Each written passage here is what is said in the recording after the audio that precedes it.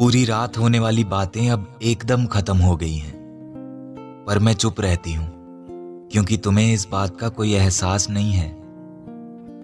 आजकल good morning और good night के मैसेजेस के अलावा हमारी बात होती ही कहाँ है। मुझे समझ नहीं आ रहा आखिर इस सब की क्या वजह है। मैं गलत नहीं सोचना चाहती, पर तुमने मजबूर कर दिया है मुझे पूछने के लिए। क्या मैं अब तुम्हें अच्छी नहीं लगती, या मेरी जगह अब कोई और आ गया है? जब सुबह उठते ही सबसे पहले तुम मुझे कॉल करते थे, तब भी तो तुम्हें काम होता था ना। घर आकर सोने से पहले मुझसे बात करते थे, तब भी तो आराम होता था ना।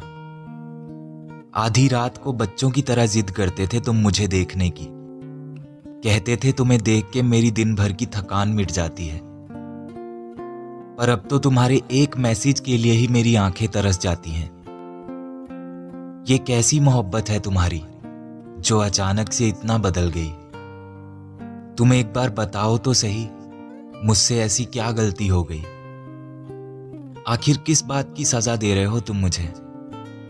मेरी आंखों में आंसू देखकर कितना गुस्सा आ जाता था तुम्हें, तो अब क्यों इतना रुला रहे हो मुझे? जिससे मैंने प्यार किया था, अब लगता है जैसे तुम नहीं हो वो। जान, तुम बदल गए हो।